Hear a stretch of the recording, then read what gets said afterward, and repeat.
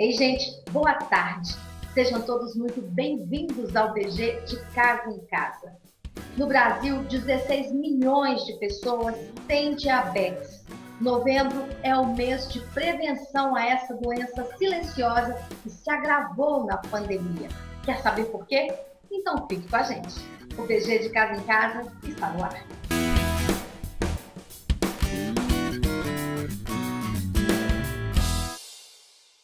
Quem tem diabetes sabe que é imprescindível controlar a alimentação, praticar atividades físicas e cuidar da saúde emocional. Mas fazer isso durante a pandemia, confinado dentro de casa, é um baita desafio. Mas é essencial o controle, porque os diabéticos são um grupo de risco para a Covid-19. Então, o que fazer? É o que vamos saber hoje com o endocrinologista Levimar Rocha Araújo. Ele é presidente da Sociedade Mineira de Endocrinologia. E a nutricionista Isabela Mancini. Sejam bem-vindos. Obrigada. Doutor Levimar, o Brasil é o 5º país no mundo com maior número de diabéticos. Eu fiquei impressionada e te pergunto, com essa pandemia, eles sendo grupo de risco, aumentou a quantidade de diagnósticos de casos? Estamos extremamente assustados, mas a pandemia traz uma série de contribuições, né? Como a vida sedentária, né? A gente está ficando mais parado, comendo mal, e isso acaba, de uma certa forma, contribuindo para esse número alarmante, que é o diabetes do tipo 2, que é esse diabetes que está correlacionado com a obesidade. Se a obesidade aumenta, também aumenta o número de diabéticos tipo 2. E o mais impressionante, Daniela, é que a população, 50% das pessoas que são diabéticas, elas não sabem que são diabéticas. E aí, quando chega para nós especialistas, a gente já percebe um problema gravíssimo, que já são as complicações. O paciente já pode apresentar alterações no fundo do olho e alterações no rim. Então, a gente já fica com uma preocupação redobrada. Então, a gente tem que tomar um pouquinho mais de atenção nessa pandemia. Então, vamos explicar direitinho para as pessoas o que causa o diabetes, quais os tipos que existem. Na verdade, nós temos mais de 12 tipos de diabetes. A gente fala muito do tipo 1 e do tipo 2. O tipo 1 antigamente era chamado diabetes juvenil, que ele acometia mais crianças. E hoje isso mudou um pouquinho também. O tipo 1 é uma doença autoimune. O que é uma doença autoimune? É aquela doença que até hoje nós médicos não sabemos o porquê, nós temos apenas teorias. Há uma destruição das células que produzem um hormônio que é fundamental para a nossa vida, que é a insulina. Então, o diabético tipo 1, ele não tem essa insulina. A insulina é o maior anabolizante que nós temos. Ela é como se fosse uma chave.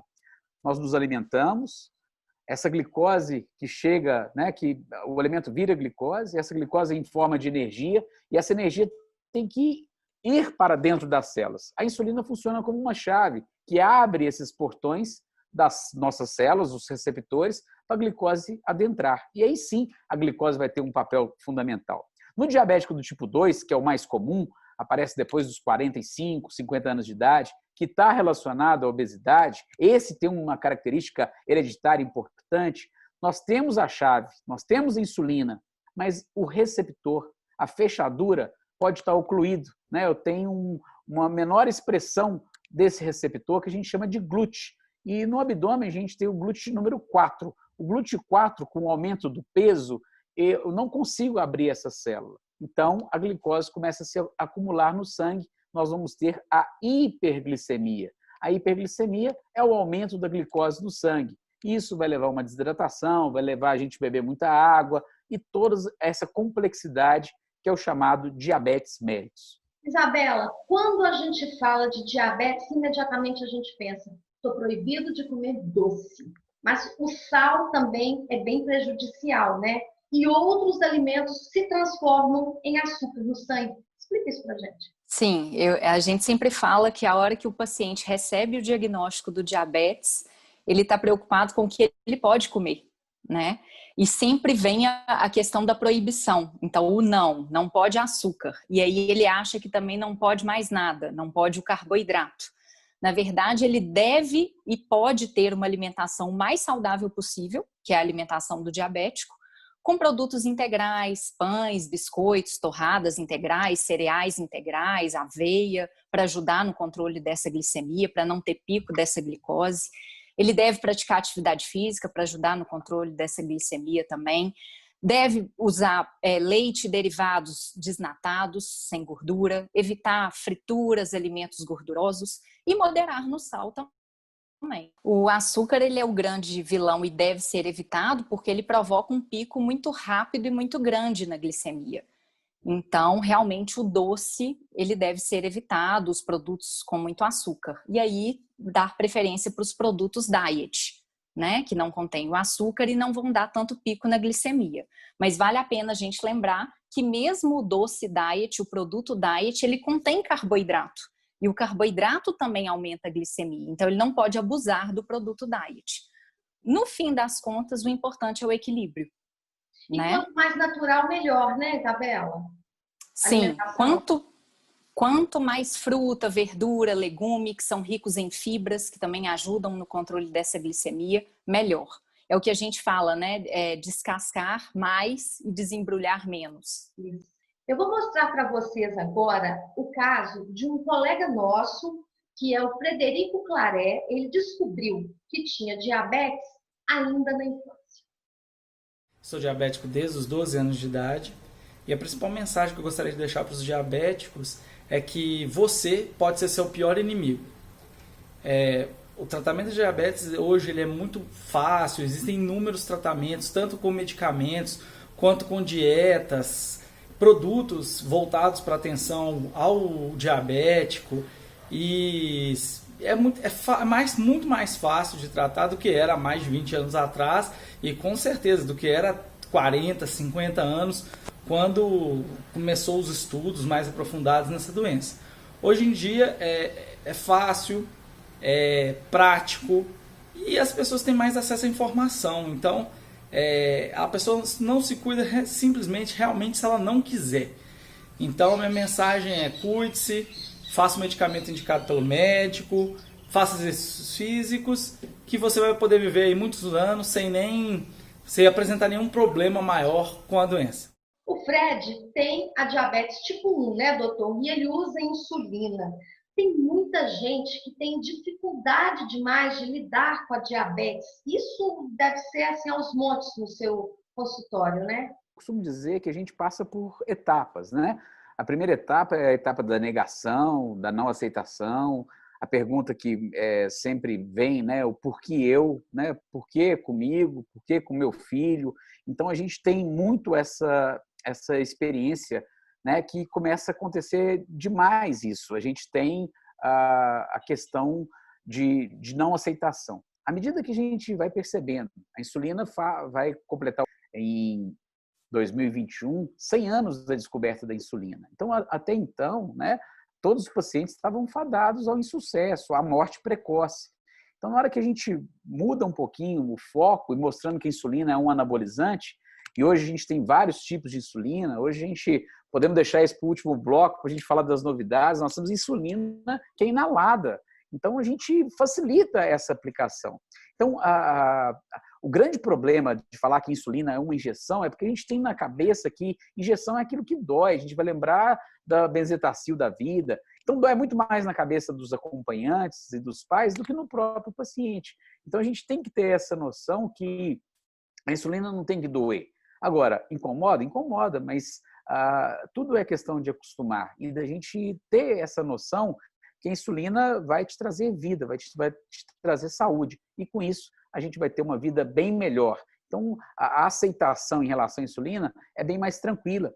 A Isabela está aí com a gente, ela pode nos complementar. O paciente, pergunta para qualquer paciente diabético, ele fica muito mais chateado de não poder comer, né, à vontade determinado tipo de alimento do que aplicar a insulina. Então, isso hoje está bem mais tranquilo. E também hoje a gente tem o benefício da indústria, que antes as seringas eram seringas de vidro, com agulhas de aço, até pouco tempo. Então, hoje a gente tem canetas para aplicação dessa insulina, agulhas ultra finas. Então, a gente conseguiu melhorar bem a qualidade de vida do diabético. A gente precisa, e eu falo muito isso até na primeira consulta, O diabetes é uma doença grave, você leu números alarmantes que vão levar a complicações gravíssimas se não for bem cuidado. Então, eu posso olhar o diabetes como uma doença grave, sim, mas eu posso olhar o diabetes como estilo de vida. Ô, Isabela, seus pacientes são muito teimosos ou eles seguem à risca as suas recomendações quanto à alimentação? Então, eu falo que é difícil seguir 100% o tempo todo, né? E não adianta a gente querer achar que o paciente nunca vai comer um doce porque uma hora ele vai comer. Então, eu acho que a gente tem que combinar e tentar ficar o mais saudável possível, tentar adesão ao tratamento, né? O mais perto de 100%. Mas 100% é muito difícil.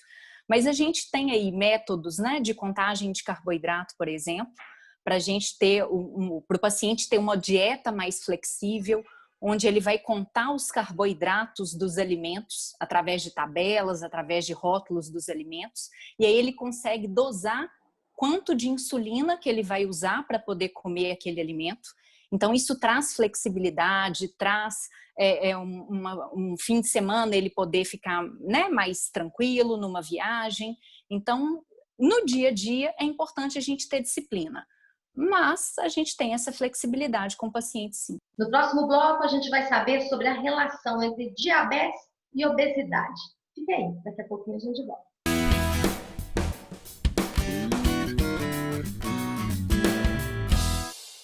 Estamos de volta com o BG de Casa em Casa, hoje falando sobre diabetes e como controlar e prevenir essa doença silenciosa que pode causar complicações muito graves para a saúde. Eu estou conversando hoje com o Dr. Levimar, que é endocrinologista, e com a Isabela, que é nutricionista. Eu queria saber de vocês qual que é a relação entre a obesidade e o diabetes. Nós falamos no primeiro bloco que a insulina era aquele hormônio anabolizante e eles se ligam a um receptor, né? Na verdade, esses receptores estão no nosso corpo todo. Quando a gente aumenta o peso, quando a gente tem a obesidade, mas não é só essa obesidade tipo pera, né? Aquela obesidade tipo pera, que é o aumento do quadril, ela não tem muito a ver com diabetes. O problema do diabetes é com a obesidade centrípeta, que é essa obesidade tipo maçã, aquela que a gente tem um aumento da cintura abdominal. Ali nessa região nós temos receptores chamados de GLUT4. E a obesidade, ela diminui a expressão desse GLUT4. Então a gente vai criar, né, o chamado uma resistência à ação da insulina. Então eu vou produzir muita insulina para tentar vencer essa barreira. Eu tenho poucos receptores e tenho muita insulina. Então, a hiperinsulinemia também é maléfica. Então, quanto mais obeso o indivíduo, maior a chance dele desenvolver diabetes. Assim como, se ele for hipertenso, se ele tiver dislipidemia, que é o aumento do colesterol, mulheres que já tiveram crianças com mais de 4 quilos, mulheres que tiveram aborto sem alguma explicação, familiares, né, com diabetes, essas pessoas, bem como o aumento da cintura abdominal, que é a obesidade centrípeta que você se referiu, Dani, ela tem uma chance maior de desenvolver o diabetes. Tem gente que descobre que está com diabetes na terceira idade. E é o caso do senhor Alberto Simão, que é paciente do Dr. Levimar. Esse meu depoimento serve para tirar um pouco do medo que as pessoas têm em relação ao diabetes, que realmente é uma doença traiçoeira desde que não seja bem tratada, bem acompanhada.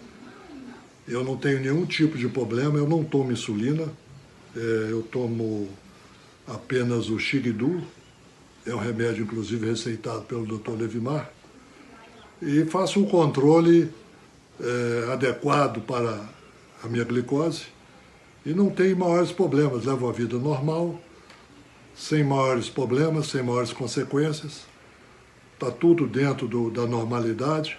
Obviamente eu vou no Dr. Levimar de 6 meses para manter um controle, mas graças a Deus e também graças à orientação dele, eu levo a vida perfeitamente normal. Eventualmente, muito raramente, mas eventualmente eu abuso um pouquinho, como um docinho, alguma coisa ou outra, mas isso é muito raro. A maioria das vezes, a maioria do tempo, eu faço o meu controle e não tem nenhum tipo de preocupação. Dr. Levimar, seu Alberto acabou se entregando, né? Que come um docinho a mais. Tem muita gente que descobre a diabetes na terceira idade, isso é a diabetes do idoso, e ela é tratada só com medicamento, então não precisa de insulina. Cada caso é um caso, né? Você está falando especificamente do Alberto, mas a gente sabe que com o envelhecimento, né? Isso é fisiológico, envelhecer é uma coisa fisiológica, a gente tem que deixar essa bandeira de lado, né? Mas realmente, com o passar da nossa vida, a chance de desenvolver o diabetes é maior. Então, a gente tem que ter uma atenção maior com a melhor idade, que eu costumo brincar, né? Então, a gente tem que ter uma atenção um pouco mais especial com os níveis de glicemia do idoso. A gente tem que lembrar que o idoso ele tem uma particularidade, que ele começa, não é o caso do Alberto, que o Alberto tá bonitão, tá jovem ainda, mas a gente tem que lembrar que os nossos pacientes de mais idade, eles começam a perder massa magra, que em medicina a gente chama isso de sarcopenia, que é uma perda da massa muscular. Então, muitas vezes, a insulina entra como um coadjuvante bem interessante. Eu não preciso de usar uma dose tão alta, igual nós usamos no primeiro paciente, no Fred, porque é um jovem, então eu vou precisar de mais insulina. No idoso, às vezes eu falo que uma dosagem menorzinha, ela vai nos ajudar nesse anabolismo. Anabolismo, a gente tem, às vezes, birra dessa palavra, mas anabolismo significa construção. E eu posso construir uma massa muscular mais adequada com o auxílio da insulina. Então, eu não vejo insulina usada no tipo 2, pode usar só hipoglicemiante, pode usar só o remédio, mas muitas vezes uma dose pequena de insulina, ela me ajuda nesse controle e até beneficiando a questão da sarcopenia que eu acabei de comentar. Isabela, e esse docinho a mais aí que o seu Alberto falou que tem comigo? Os seus pacientes com diabetes do tipo 2, que é a dele, eu creio que o regime é diferente um pouco, né? Não é tão rigoroso assim. Mas qual é o problema disso? Na verdade, a gente não pode deixar que isso vire rotina, né? Porque todas as vezes que ele come ali um docinho, ele vai ter um pico na glicemia, e aí se ele come mais um pedacinho, vai subir mais um pouco, e aí a gente vai tendo hiperglicemia. Então, não pode deixar isso virar rotina. Se for ali numa festa, num casamento, um bombonzinho, não vai fazer mal. Mas no dia a dia tem que evitar sim.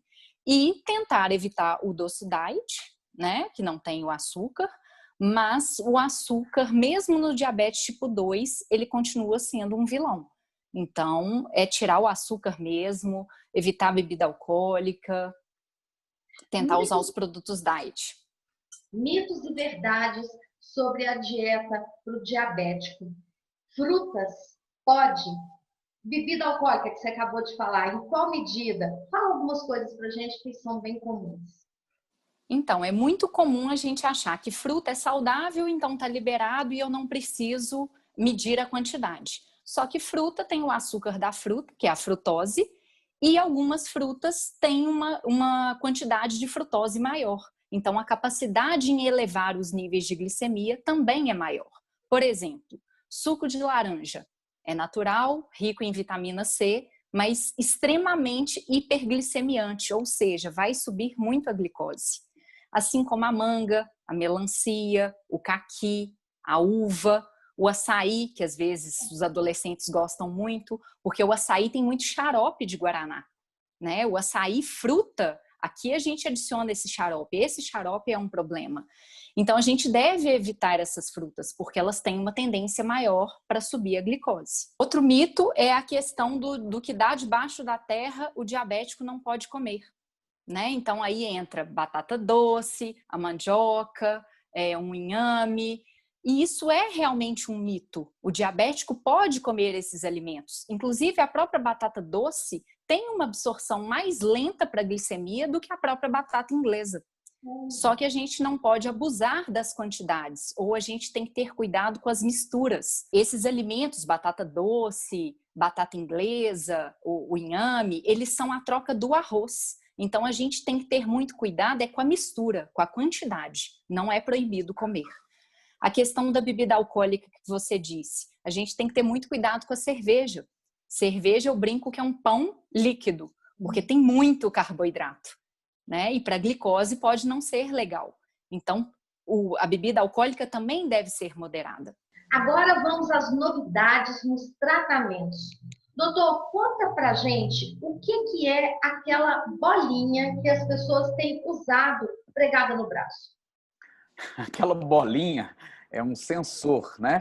É um sensor de medir a glicose. Então, antigamente, a gente tinha que fazer a ponta de dedo. Então, a gente tinha que furar a pontinha do dedo para a gente ver a glicemia capilar. Hoje já não é mais necessário. Aquele sensor está inserido no nosso líquido intersticial, que é logo abaixo dessa região do subcutâneo. Então, a gente vai ter esse espaço intersticial que vai medir a glicemia. Então, eu posso fazer quantas mensurações eu quiser ao longo do dia para ver como que está meu nível de glicose. Então, usando o próprio aparelho que o laboratório funciona, ou até mesmo o smartphone do paciente, ele vai fazer essa mensuração por cima mesmo da roupa. Então, essa bolinha que você disse, esse sensorzinho, ele dura 14 dias. Então, pode tomar banho e pode fazer quantas mensurações que o paciente ou que o médico orientar. Então, isso é interessante para o nutricionista fazer uma boa contagem de carboidrato, para nós médicos ajustarmos a dose de insulina desse paciente, para aquele paciente que não usa insulina, mas que a gente está querendo melhorar o controle. Então, ele vai criar gráficos para a gente ver qual que é o horário que essa glicemia está mais instável. Então, foi de grande ajuda para o conhecimento da doença, da patologia e do tratamento em si. Tem algumas outras novidades? Parece que o senhor falou sobre a insulina que a gente pode inalar. Mas a insulina inalada, ela é bem interessante, que você aspira a insulina, né? Ela cai no pulmão. Então, lembrando, eu sou professor de fisiologia, né? Então a gente fala que o pulmão é do tamanho de uma quadra de tênis. Então, é gigante a nossa superfície pulmonar. Então, há uma absorção gigantesca. E em 10 minutos, essa insulina já está no nosso coração, no ventrículo direito, no ventrículo esquerdo, e ela vai ser jogada para o nosso corpo todo. E isso facilita a ação da insulina. Então, em 1 hora de ação, em 1 hora da utilização dessa insulina, eu já a utilizei numa maneira plena. Então, eu posso repetir essa dosagem. Ela leva a menos baixa de glicose, que a gente chama de hipoglicemia, e melhora o controle. Então, é uma das novidades extremamente interessantes no controle do diabetes no atual cenário. Tem mais alguma que a gente não sabe, novidade? Você falou de bomba de infusão quando a gente estava terminando o último bloco. Esse ano chega no Brasil as bombas descartáveis. Então, eu não vou precisar de ter aqueles fios que às vezes você vê a pessoa com uma bombinha pendurada, com um fiozinho saindo da cintura. Hoje nós vamos ter um patch que você vai acoplar no subcutâneo e a cada 3 dias você vai retirar. Então, chega esse ano também a primeira bomba em forma de patch no nosso país. Isso vai também auxiliar bastante o controle tanto de crianças quanto de pacientes adolescentes e até mesmo paciente de mais idade que precisa da infusão contínua de insulina. Isabela, todo mundo fica muito atento aí às novidades quanto às dietas. A dieta low carb, por exemplo, ela é indicada para um diabético? Aí vai depender de que tipo de diabetes, porque para o tipo 1 não é interessante, até porque ele tem esse benefício de contar o carboidrato e dosar a insulina. E o tipo 2 depende, né, de como que está essa glicemia, de como que está o tratamento, de como que ele vai se beneficiar dessa dieta. Mas uma coisa que a gente tem que falar, Daniela, é que dieta low carb, ela tomou uma outra proporção de retirar totalmente o carboidrato. E o objetivo não é esse. O objetivo é reduzir o carboidrato, é usar de carboidratos bons, carboidratos integrais. Então, low carb não é no carb. É baixo carboidrato, não é retirar o carboidrato da alimentação. Então, a gente tem que ter muito cuidado. Ô, gente, quantas informações preciosas que vocês estão compartilhando aqui com a gente, mas o nosso tempo acabou. E eu queria que vocês deixassem uma mensagem final alertando as várias pessoas que podem estar com diabetes e não sabem. Então, eu vou começar com uma aqui de bate-pronto. Primeiro, puxando a orelha de vocês. A Rede Minas sempre nos recebeu bem, mas nós estamos deixando para falar de diabetes só uma vez por ano. Vamos falar mais. Tem muita coisa para a gente falar ainda, tá bom? Tá bom. Medicina também é informação. Fica o puxão de orelha. Nós precisamos de informar mais e o nosso público é sedento por informação. A segunda coisa é o seguinte, o médico sempre pede exame em jejum. Não é o mais importante para o diagnóstico de diabetes tipo 2. O mais importante é a glicemia pós-prandial, pós-refeição, pós-café da manhã ou pós-almoço. E tem um exame chamado hemoglobina glicada, ou glicohemoglobina, que ela mede a sua variação de glicemia nos últimos 3 a 4 meses. Se você fizer esse exame e ele der mais do que 6,5, também é diagnóstico de diabetes. Vamos ficar atentos nesse exame. Um grande abraço para vocês. Obrigada. Eu acho que vale a pena falar que o diabético ele não vai precisar fazer dieta, ele precisa reeducar, ele precisa criar novos hábitos. Então eu nem gosto de falar dieta, eu gosto de falar um planejamento alimentar individualizado, com o que a pessoa gosta de comer, com o que é saudável dentro da sua realidade. Cuidar sempre. Acho que essa que é a mensagem que eu deixo. Obrigada pelo convite. Obrigada a vocês dois, foi excelente esse papo aqui. E para vocês que estão nos assistindo, podem rever esse programa, porque tem muita informação importante, essas novidades aí nos tratamentos, e o endereço está aqui, nossa página no YouTube. Gente, obrigada a vocês dois pela entrevista, obrigada pela companhia de todos. Amanhã, 5h30 da tarde, tem mais BG de Casa em Casa, e eu fico por aqui. Tchau, gente!